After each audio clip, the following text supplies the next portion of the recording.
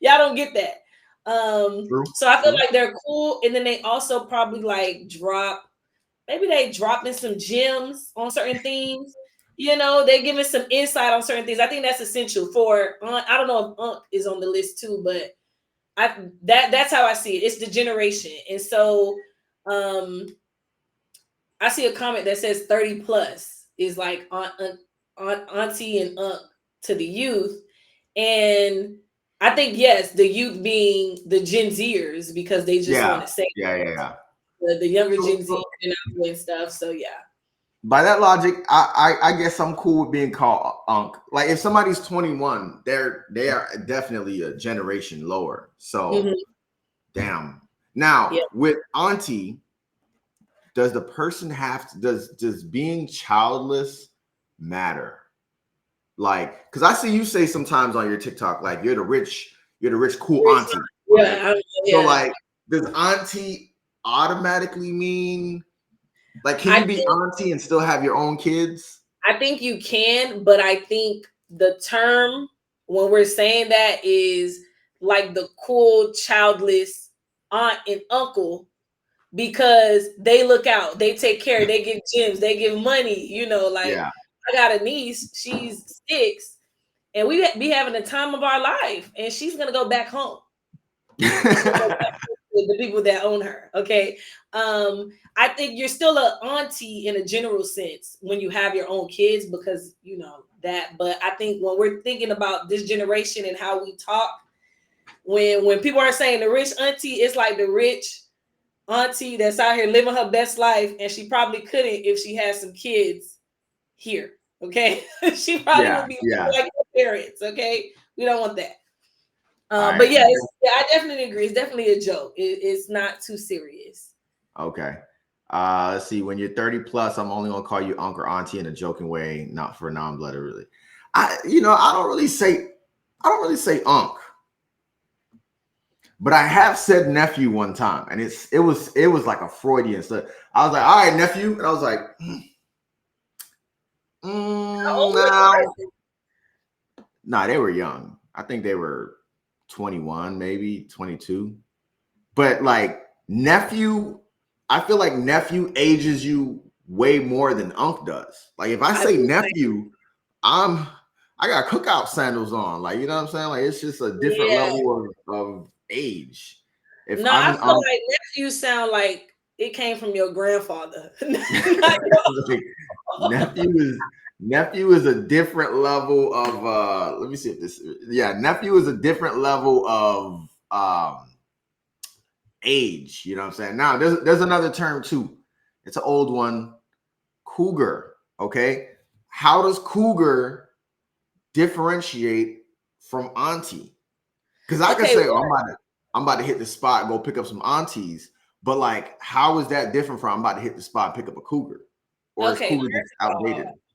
cougar is not outdated. I think everybody uses the term cougar. Okay, So I mostly hear it with young dudes or even dudes our age, right? I hear the cougar term versus a woman saying she's finna get a cougar. So I think a cougar is an older woman. Um, and I think it's an older woman with money. okay, Okay, it's an older woman with money who is trying to have a good time and probably not for a long time. Okay, okay. I think that is cougar. Now you saying you finna go get an auntie? It sounds like you want somebody younger because even though we say aunt and unc, we say aunt and unc for the person older than us. We're not viewing them from the lens of a cougar that's like, oh, you finna have a young Thundercat with you or something like that. You know what I'm saying?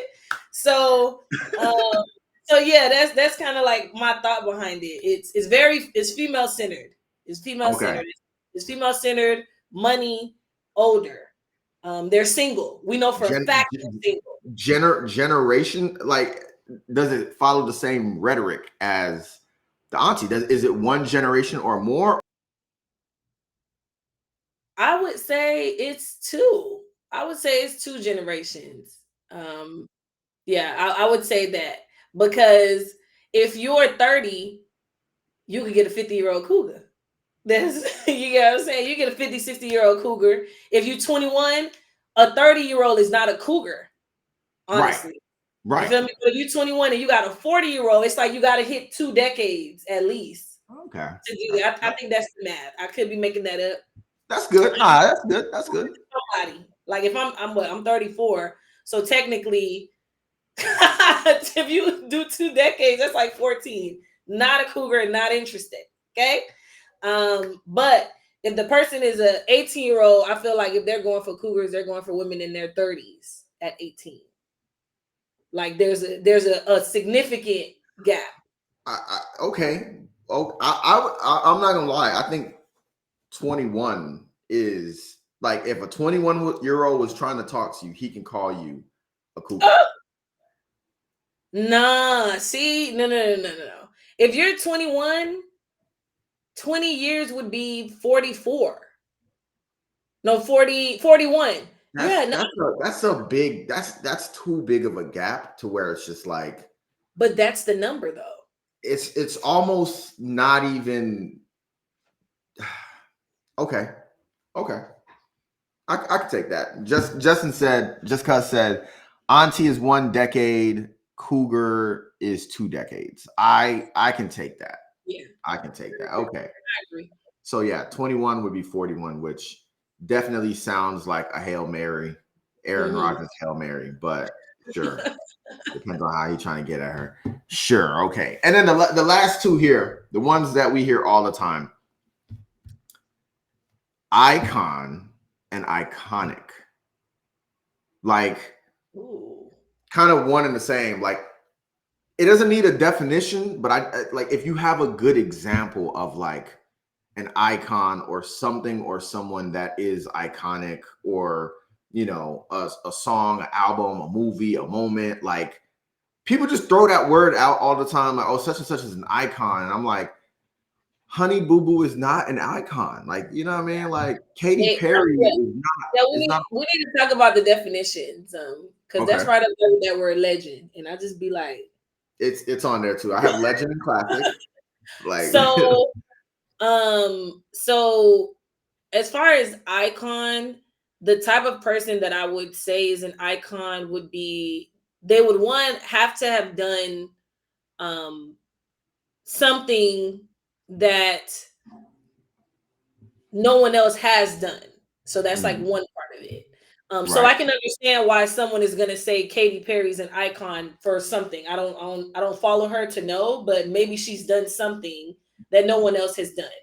Um, I feel like on a basic scale, but I feel like they may have done something iconic.